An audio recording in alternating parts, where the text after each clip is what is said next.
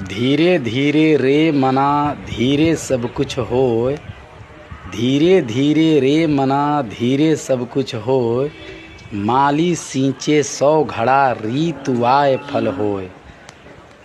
यह एक बहुत बड़ा संदेश है उस व्यक्तियों के लिए जो जीवन में अधीर हो जाते हैं। और अधीर होने का एक ही कारण है कि जो उनके मन में वासनाएं और कामनाएं इच्छाएं जगी हुई है, जो सपना देखे हुए हैं, उसको बहुत शीघ्र पूरा करना चाहते हैं। और उनको पता नहीं कि जीवन की हर गतिविधियां, जीवन के हर कार्य, जीवन की हर चीज़ समय पर ही होती है। धीरे धीरे रे मना धीरे सब कुछ होए। जैसे माँ के गर्भ में जब बच्चे पड़ते हैं तो एक अवधि के बाद ही एक स्वस्थ बच्चे का जन्म होता है। कोई चाहे कि मैं 3 महीने 4 महीने में एक स्वस्थ बच्चे को पैदा कर दूं तो असंभव है।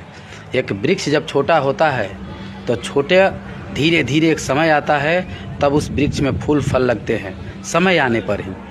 उसी प्रकार आपके जीवन में, हमारे जीवन में जो कुछ भी हम करते हैं और हम चाहते हैं कि अति शीघ्र हो जाए, तुरंत हो जाए, अभी हो जाए, ये जो है अधीर होने का पहचान है।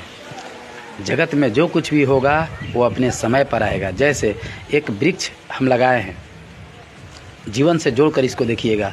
एक वृक्ष अभी लगाए हैं हम, और कितना भी उसे खाद पानी दे रहे हैं, उसे जल्दी जल्दी बढ़ाने का प्रयास कर रहे हैं, क्या वह वृक्ष फल देगा? नहीं। जब समय आएगा, जब ऋतु आएगा, जब वक्त आएगा, तभी फल मिलेगा। इसीलिए हर एक मनुष्य को अपना सिर्फ काम करना चाहिए, फल की प्रतीक्षा कदापि नहीं करनी चाहिए।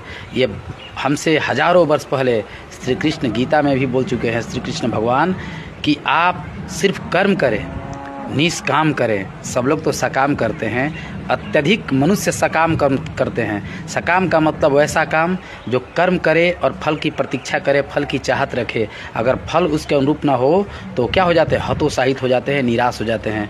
अगर आकांक्षा के जैसा जो चाहते वो हो जाए तो उछलने कूदने लगते हैं। ये सब सकाम कर्म है। और सकाम कर्म जो करेगा वो अपने आप को कर्ता का भाव रखेगा, और जब कर्ता का भाव रखेगा तो जीवन में दुख होगा। और जो निष्काम कर्म करेगा वो कर्ता का भाव नहीं है, वो सिर्फ अपने आप को समझ रहा है कि मैं यंत्रवत ईश्वरीय शक्ति से, एक भगवता से काम कर रहा हूँ, मैं कर्ता नहीं हूँ, और मैं कर्ता नहीं हूँ तो मैं भोक्ता भी नहीं हूँगा। और ये सोचकर जीवन भर आनंद में विचरण करता है। जो कुछ भी परिणाम होंगे उसको झेला जाएगा, क्योंकि दुख के गर्भ में सुख पलती है, और सुख में अगर है तो दुख आ सकती है। दुख और सुख उलटते पलटते रहते हैं। इसी प्रकार ये जीवन का एक अंग है, जिस प्रकार अंधकार और प्रकाश है। सभी को बहुत बहुत प्रणाम, और जीवन में शांत चित आनंद होकर प्रेम पूर्वक जीवन का आनंद लीजिए।